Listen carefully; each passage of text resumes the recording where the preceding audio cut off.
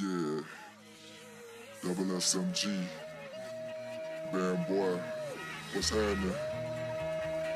This some of that old school player shit, you know what I'm saying? When you chop it for What's happening, world? It's your boy 3. You're now watching UGA Live. Check it out.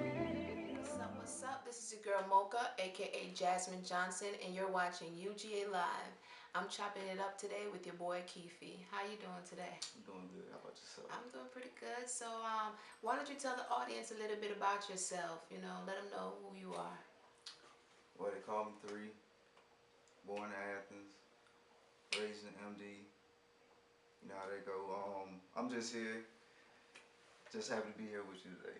Okay. And you know what I'm saying, do this interview with you guys. Kind of razzled. This is my first interview, but We'll make it happen. You came out to our industry night, and it was the first time I got to experience your music, and it was pretty good. How long have you been doing your thing? well, I've been doing it for a minute, but I really just started trying to take this serious about 2 years ago. You know what I'm saying? That's when I really came to a decision to where I'm gonna do something positive for me and my family. Try to do something different. Just use my craft wisely type situation. You know what I'm saying? I started about 2 years ago, but I've been rapping forever, and everybody know that too. Like if you're from Athens, and as far as like the local neighborhoods from Bethlehem Homes, Rock Springs, anywhere, Parkview, anywhere like that, they know I've been doing this for a minute. So Okay. So I know about 2 years ago there was something that definitely made an impact in your life that made you look at things a lot differently. Your brother so happened to pass, and to my understanding, you kind of made a vow to yourself in so many words. You elaborate on what that was like for you. You know, how that changed you as an individual, and how that changed your music today. well, as an individual, like I said, I made a vow to like just to be myself from here on out. You know what I'm saying? It's a lot of young black brothers out there wasting their time doing something they're not that good at. And I was one of those guys that just wasn't that good at that situation. So it was time to move on rather than to waste my life doing that. So with the death of my brother Derek, man, that really, and the cause of his death, you know, that really made me look at things different. Like that was it. I just want to make music. I don't want to put my family through no more pain like that because of that. So it's time for me to move on. Plus, I got a 3-year-old little girl. It's time to get for real, and that's 3. That's how. That's how we go. That's my fuel. Yeah, Like I straight up. feel you. Yeah, it can keep you focused on the right things with Yeah. somebody that important to you. You know.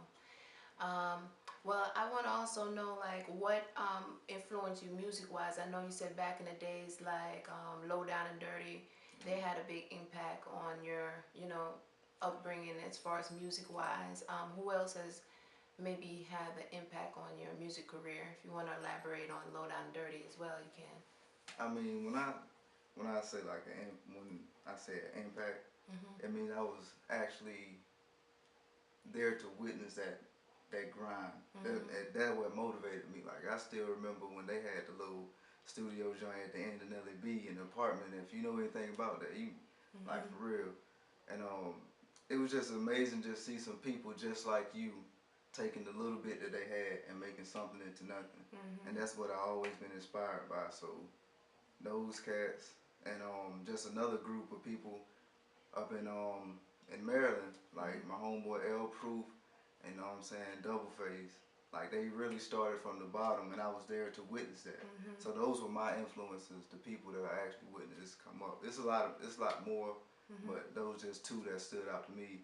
Because you got to see it from scratch, and you know it's Exactly. hard work, and you know It what I'm ain't saying. easy. It ain't It ain't easy easy. to take something and turn it into, or take nothing and turn it into something, right? Like man, I remember taking like a wire hanger and wrapping a skull cap around it just to make a popper stopper with my homeboy JB. I mean, that's the grind to me, and that's what makes me enjoy the art, man.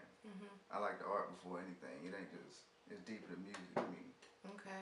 Well, that's where it starts with, is having a love for the art. Right. That's what people don't know, because the road is so tough.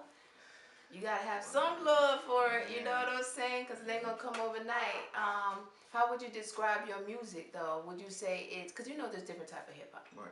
So would you describe it as gangster rap, or how would you describe it? What are the elements? Because I know you're originally from Athens, Right. spent some time in Maryland, came back down to Athens, so I know that I can hear some influence. Like it's Right. different, you know. So It's, I try to balance it out. I don't even know what to label it because in the back of my mind, I'm always having Athens, Georgia.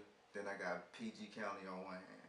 So what I'm wanting to do overall is like bring those two together because it's not that much different, you know what I'm saying, other than, you know, the locations, but I'm trying to bring two different sounds because, I mean, they listen to go-go up there. If, you know, a lot of people listen to go-go up there and they be, don't nobody down here know what that is, so if I can find a way to take a country sound and a more northern sound, bring them together, you know, lyricism, yet at the same time you can put it in the Chevy and ride or whatever like that. And also, I like poetry, so I'm also trying to. It's a lot of things you're trying to blend and there's make no happen. there's no label. I just go crazy with it. I just All try to right. mix stuff up. I don't know.